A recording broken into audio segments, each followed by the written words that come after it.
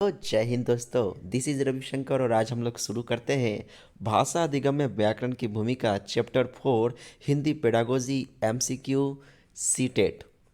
तो लिखा है कि छात्र व्याकरण के माध्यम से करना सीखते हैं ध्वनियों का शुद्ध उच्चारण, विराम चिन्हों का शुद्ध प्रयोग, भाषा का लिखित एवं मौखिक रूप से शुद्ध प्रयोग या ध्वनियों में सूक्ष्म अंतर। तो छात्र व्याकरण के माध्यम से क्या सीख पाते हैं अच्छे से करना? तो छात्र व्याकरण के माध्यम से करना सीख पाते हैं वो है भाषा का लिखित एवं मौखिक रूप से शुद्ध प्रयोग। भाषा की शिक्षिका होने के नाते व्याकरण पढ़ाते हुए आपका उद्देश्य होगा बच्चों को व्याकरणिक नियमों से अवगत कराना, बच्चों को भाषिक संरचनाओं से अवगत कराना, बच्चों को वाक्य रचना के नियम बताना या भाषा का शुद्ध प्रयोग कराना सिखाना। तो इसका सही जवाब होगा ऑप्शन नंबर 4, भाषा का शुद्ध प्रयोग करना सिखाना।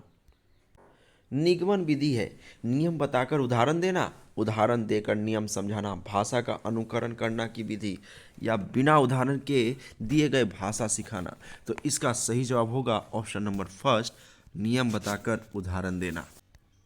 5वीं कक्षा की अध्यापिका छात्रों को व्याकरण पढ़ाने के लिए प्रसिद्ध लेखकों की पुस्तकें पढ़ाती है। वह व्याकरण पढ़ाने के लिए किस विधि का प्रयोग कर रही है? यानी कि पहले वो क्या पढ़ा रही है? पुस्तकें पढ़ा रही है, और भी कौन सी? प्रसिद्ध लेखकों की। तो आगमन विधि, भाषा सशग्र विधि, समवाय विधि या सह संबंध विधि। तो यहाँ पे साफ साफ समझ में आ रहा है कि वो भाषा सशग्र विधि की बात कर रही है, यानी लेखकों की बात कर रही है। लेखक में क्या होते हैं? लेखक अपनी अपने लेखों के कविताओं के माध्यम से चीज़ों को पढ़ाते हैं। तो ये भाषा सशग्र विधि है। आगमन विधि द्वारा व्याकरण पढ़ाने में कौन सा शिक्षण सूत्र कार्य करता है? मूर्त से अमूर्त की ओर, कठिन से सरल की ओर, ज्ञात से अज्ञात की ओर या पहला और तीसरा? तो इसका सही जवाब होगा पहला और तीसरा, यानी कि मूर्त से अमूर्त की ओर और ज्ञात से अज्ञात की ओर। ये सब क्या होता है? आगमन विधि द्वारा व्याकरण पढ़ाने में शिक्षण सूत्र कार्य करता है। व्याकरण पढ़ाते हुए एक शिक्षिका का उद्देश्य नहीं होता छात्र भाषिक संरचनाओं का ज्ञान प्राप्त कर सके, छात्र शुद्ध एवं अशुद्ध भाषा में अंतर कर सके, छात्र केवल शुद्ध लेखन कर सके या छात्र शुद्ध उच्चारण कर सके। तो कौन सा उद्देश्य नहीं होगा? तो यहाँ पे जब केवल की बात हो ना, कहीं भी समझ जाइए कि वो पूरी तरह से क्या है? नेगेटिव टेक है। तो छात्र केवल शुद्ध लेखन कर सके, तो ये क्या होता है? उद्देश्य नहीं होता है। मुहावरे और लोकोक्तियों का प्रयोग करना व्याकरण का प्रमुख हिस्सा है। हिंदी भाषा शिक्षण का सबसे महत्वपूर्ण उद्देश्य है। भाषिक अभिव्यक्ति को प्रभावी बनाता है, केवल गद्य पाठों का अभ्यासों का हिस्सा है। तो मुहावरे और लोकोक्तियों का प्रयोग करना क्या होता है? बताइए।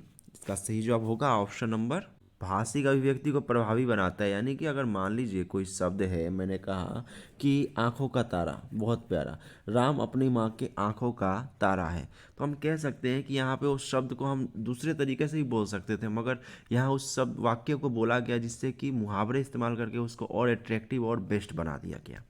उसने पढ़ा, उसने खाया और उसने चीखा जैसे भाषा प्रयोग दर्शाते हैं। नियम का उल्लंघन, संदर्भ को समझ ना होना, नियम कंठस्थ ना होना या नियमों का अति सामान्यीकरण। तो इसका साफ साफ जवाब दिख रहा है कि ये पास्ट इंडेफिनिट टेंस है, इंग्लिश में मैं कह रहा हूँ। और नियमों का अति सामान्यीकरण यानी पास्ट इंडेफिनिट पहला है जो सिंपल पास्ट की बात कर रहा है। उसने पढ़ा, ही रेड, उसने खाया, ही एट, उसने चीखा, ही क्राइड। ठीक है, तो सब्जेक्ट प्लस वर्ब की सेकंड फॉर्म होती है इंग्लिश में। व्याकरण शिक्षण के संदर्भ में कौन सा कथन सही है? व्याकरण शिक्षण के लिए समय सारणी में अलग से कलांशों की व्यवस्था होनी चाहिए। भाषा प्रयोग की अपेक्षा भाषा नियमों को ही महत्व देना चाहिए। बच्चे परिवेश में उपलब्ध भाषिक प्रयोगों के आधार पर स्वयं भाषा के नियम बनाने की क्षमता रखते हैं, या व्याकरण शिक्षण अत्यंत आवश्यक है। तो व्याकरण शिक्षण के संदर्भ में सही कथन है व्याकरण शिक्षण अत्यंत आवश्यक है। जो चीज़ जिसके बारे में बात की जाएगी वो अपने ही टेक पे रहेगा, तो व्याकरण शिक्षण अत्यंत आवश्यक है। व्याकरण शिक्षण को सरल एवं रुचिकर बनाने के लिए निम्नलिखित में से कौन सा कथन या कौन सा उपाय नहीं किया जा सकता? व्याकरण की पाठ्यचर्या छात्रों के स्थानानुकूल बनाना, व्यवहारिक व्याकरण की शिक्षा भाषा सशक्त विधि से देना, छात्रों को नियम और परिभाषा रटने के लिए प्रोत्साहित किया जाना, या फिर व्याकरण शिक्षण के दृश्य श्रव्य सामग्री के प्रयोग में रोचक बनाया जाए।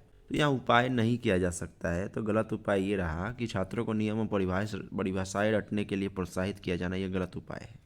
स्कूलों से प्राय व्याकरण शिक्षण नीरस और अरुचिकर हो जाता है। इसका कारण क्या है? शिक्षकों को व्याकरण का पर्याप्त ज्ञान ना होना, अन्य विषयों के शिक्षण में किसी भाषा के व्याकरण का कोई योगदान नहीं होता, व्याकरण को सिखाने के लिए प्राय पुस्तक प्रणाली का सहारा लिया जाता है, या चौथा, व्याकरण सीखने में छात्रों की कोई रुचि नहीं होती। तो अरुचिकर कब हो जाता है, यानी पढ़ने का मन कब नहीं करता है? तो इसका सही जवाब मैं आपको बता दूं, ऑप्शन नंबर थर्ड, कि व्याकरण को सिखाने के लिए प्राय पुस्तक प्रणाली का सहारा। अगर मान लीजिए आप बार बार बुक से पढ़ाते हैं, बुक से बच्चे को रटवाते हैं, तो बच्चा भी बोर हो जाएगा। उसको कम से कम बाहरी ज्ञान से, बाहरी नॉलेज से दीजिए ज्ञान, जिससे कि बच्चे को अनुभव प्राप्त हो। किस विधि के अंतर्गत अध्यापक व्याकरण विषय को प्रसंग के साथ जोड़ने का प्रयास करता है? प्रत्यक्ष भाषा, प्रशंसक विधि, प्रासंगिक विधि, पाठ्यपुस्तक विधि। तो इसका सही जवाब होगा प्रासंगिक विधि, जिसके अंतर्गत अध्यापक व्याकरण विषय को प्रसंग के साथ जोड़ने का प्रयास करता है। व्याकरण शिक्षण के संदर्भ में आपका बल किस बिंदु पर होगा? व्याकरणिक नियमों की सैद्धांतिक विवेचना पर, व्याकरण कोटियों की पहचान पर, व्याकरण के व्यवहारिक पक्ष पर, या फिर व्याकरणिक नियमों को कंठस्थ कराने पे। तो व्याकरण शिक्षण में आप साफ साफ व्यवहारिक पक्ष की बात जब की जाएगी तो वो पॉजिटिव टैग होता है, और उसका सही जवाब यही होगा। प्राथमिक कक्षाओं में खेल द्वारा शिक्षण विधि के अंतर्गत व्याकरण शिक्षण किस प्रकार बेहतर रहता है? रिक्त स्थानों की पूर्ति के द्वारा, वस्तुनिष्ठ प्रश्नों के आधार पर, उच्च स्तरीय खेल प्रतियोगिता द्वारा, या पाठ्य पुस्तक का अध्ययन करवाकर।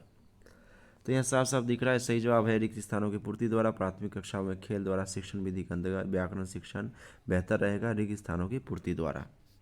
भाषा शिक्षण की कौन सी विधि मातृभाषा को मध्यस्थ बनाए बिना दूसरी भाषा को सिखाने पर बल देती है? द्विभाषीय, अनुवाद, व्याकरण एवं अनुवाद, या प्रत्यक्ष विधि। तो कौन सी विधि है जो भाषा शिक्षण को मातृभाषा का मध्यस्थ बनाए बिना दूसरे भाषा को सिखाने में बल देती है? तो यहाँ साफ साफ आंसर दिख रहा है, इसका सही जवाब ऑप्शन नंबर थर्ड होगा, व्याकरण एवं अनुवाद विधि।